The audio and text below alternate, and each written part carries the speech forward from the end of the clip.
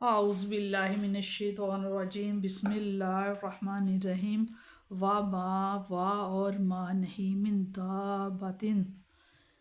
دابتن جاندار میں سے، اور نہیں ہے کوئی جاندار میں سے فی الارض زمین میں، الا مگر اللہ مگر اللہ تعالیٰ کے ذمہ ہے، رزقھا اس کا رزق، وَيَعْلَمُ اور جانتا ہے،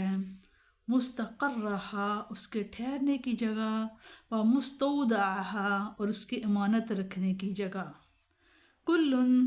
ہر ایک فی کتاب کتاب میں مبین کھلی کتاب میں لکھا ہوا ہے، روشن کتاب میں لکھا ہوا ہے، ہر چیز روشن کتاب میں لکھی ہوئی ہے، ہر بات۔ وَهُوَ اور وہی ہے اللہ وہ جو کہ جس نے خلقہ پیدا فرمایا، السماوات آسمانوں کو، والارض اور زمین کو، فی ستاتی 6 ایام دنوں میں، 6 دنوں میں، اور وہی خدا ہے جس نے پیدا فرمایا آسمانوں اور زمین کو 6 دنوں میں۔ وَقَانَ عَرْشُهُ اور اس کا عرش، عَلَى الْمَاءِ پانی پر تھا، اور اس سے پہلے اس کا عرش پانی پر تھا، زمین اور آسمان پیدا کیے۔ لِيَبْلُوَكُمْ لی تاکہ یبلو آزمائے کم تمہیں، ایکم تم میں سے کون، احسن اچھا ہے، عمل کے اعتبار سے، تاکہ آزمائے اللہ تعالیٰ تمہیں کہ تم میں سے کون اچھا ہے عمل کے لحاظ سے۔ وَلَئِن اور اگر قُلْتَ اور اگر آپ کہیں، اِنَّکُمْ بے شک تم مبعوثون تم اٹھائے جاؤ گے، من بعد الموت من سے بعد موت و موت کے بعد، یعنی کہ تم پھر دوبارہ اٹھائے جاؤ گے، لا یقولن تو وہ ضرور کہیں گے، اللہ زینہ وہ لوگ کافر جو کہ کافر تھے وہ ضرور کہیں گے، ان کے یہ حاضہ یہ ہے، یہ کیا ہے، اللہ مگر ہے تو سحر مبین، یہ تو صرف کھلم کھلا جادو ہے۔ والا ان اور اگر اخرنا اور اگر ملتوی کر دیں نہ ہم، انہم ان سے عذاب کو، اور اگر ہم ملتوی کر دیں ان سے عذاب کو، الا امتن کچھ عرصے تک، معدودات گنتی کے کچھ دنوں تک، کچھ عرصے تک اس امت سے عذاب اٹھا لیا جائے، لا یقولن تو ضرور وہ کہیں گے، ما یحبسوہ کہیں گے کہ کس چیز نے روک دیا ہے تمہیں اس عذاب سے، الا سن لو یوم یاتہم سن لو یوم وہ دن، یاتہم ضرور آئے گا، لیسا مصروفاً ان پر تو نہیں پھیرا جا سکتا، یعنی کہ تم اس کو دور نہیں کر سکتے، ختم نہیں کر سکتے، جو آنا ہے وہ ضرور آئے گا۔ وحاکا اور گھیر لے گا بہم اس سے، ماں جو کانو تھے بھی اس سے، یستہزئون جس کا وہ تمسخر اڑایا کرتے تھے۔ اور کان کھول کر سن لیں، جس دن عذاب آ جائے گا ان پر تو نہیں پھیرا جا سکے گا ان سے، اور گیر لگا انہیں وہ عذاب جس کا وہ تمسخر اڑایا کرتے تھے۔ اس میں بتایا جا رہا ہے مستقر جو ہے، اس میں مستقر رہا و مستودعہ، اس میں ایک جگہ ٹھہرنے کی ہے اور ایک امانت رکھنے کی جگہ ہے۔ جس طرح بچہ جب پیٹ میں ہوتا ہے تو وہ ایک کچھ دیر ٹھہرنے کی جگہ ہوتی ہے، اس کے بعد زمین پر آتا ہے تو وہ ایک امانت کی جگہ ہوتی ہے، اور پھر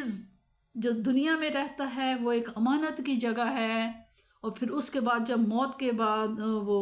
قبر میں جاتا ہے تو وہ وہاں ٹھہرنے کی جگہ ہے، اور قبر میں ٹھہرنے کی جگہ ہے اور وہ ایک امانت کی جگہ ہے، لیکن اس کے بعد پھر جب اٹھایا جائے گا تو پھر وہ مستقل جگہ ہے ٹھہرنے کی۔ اس طرح بتایا جاتا ہے مستقر رہا ایک ٹھہرنے کی جگہ ہے، و مستودعہ اور ایک امانت رکھنے کی جگہ ہے۔ مستقر سے مراد اس دنیا میں اس کے ٹھہرنے کی جگہ ہے، مستودع سے مراد اس کی قبر ہے۔ بعض علماء نے فرمایا ہے کہ اس کے دن کی جولان گاہ کو مستقرہ اور اس کی رات کی اماج گاہ کو بھی مستودع کہا گیا ہے۔ دنیا میں ان گنت قسم کے جانور ہیں اور ہر قسم کے اتنے افراد ہیں کہ ان کا شمار کرنا کسی کے بس میں نہیں، تو کون ہے جو چونٹی سے لے کر ہاتھی تک، ممولے سے لے کر شہباز تک، مینڈک سے لے کر جھینگے سے لے کر مگرمچھ تک، ہر جاندار کو اس کی مخصوص خوراک مطلوبہ انداز پر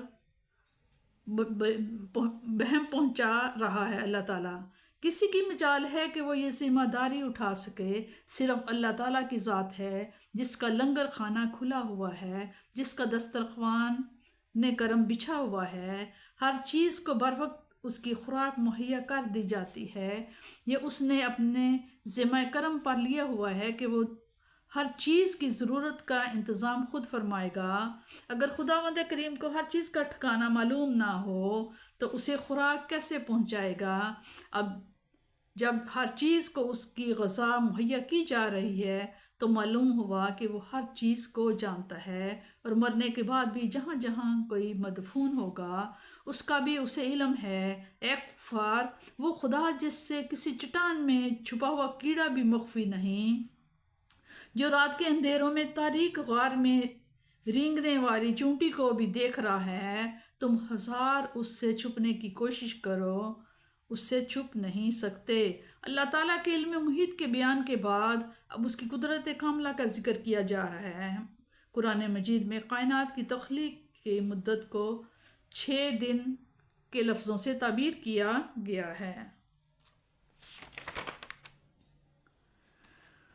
خود تو وہ اس حقیقت کو سمجھتے نہیں،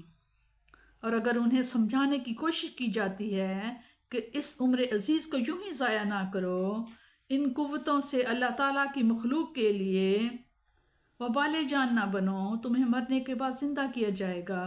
بارگاہ خداوندی میں تمہاری پیشی ہوگی اور تم سے ان اعمال پر محاسبہ کیا جائے گا، تو الٹا الزام لگانے لگتے ہیں کہ جس کتاب کی آیتیں پڑھ کر تم ہمیں سناتے ہو یہ تو کوئی جادو منتر کی کتاب ہے، اللہ تعالیٰ کا یہ کلام نہیں۔ یعنی ان منکرین حق کا نرالا انداز ہے، جب اس کے سامنے حق پیش کیا جاتا ہے تو اسے رد کر دیتے ہیں۔ جب ان سے اس بلا وجہ انکار پر غالب الہی سے ڈرایا جاتا ہے تو بڑی شوخی اور بے باکی سے کہتے ہیں، لے آؤ اس عذاب کو، دیکھیں تو وہ کیسا ہوتا ہے۔ اور اگر اللہ تعالیٰ کسی حکمت اور مصلحت کے باعث نزول عذاب میں تاخیر فرماتا ہے تو اسے اس کا احسان خیال نہیں کرتے، بلکہ اس مہلت کی گھڑیوں سے فائدہ اٹھانے کی بجائے الٹا تانے دینے لگتے ہیں کہ کہاں گیا وہ عذاب جس سے تم ہمیں ڈرایا کرتے تھے۔ انہیں بتایا جا رہا ہے کہ جب مقررہ گھڑی آ پہنچے گی تو عذاب الہی تم پر نازل ہوگا، اس وقت تم چلاؤ گے، شور مچاؤ گے، بھاگنے کی کوشش کرو گے، سب بے سود، وہ عذاب تمہیں نیست و نابود کر دے گا۔ اس لیے ان مہلت کی گھڑیوں کو ضائع نہ کرو، رحمت کا دروازہ کھلا ہے، آؤ توبہ کرو، معافی مانگ لو، بخش دیے جاؤ گے۔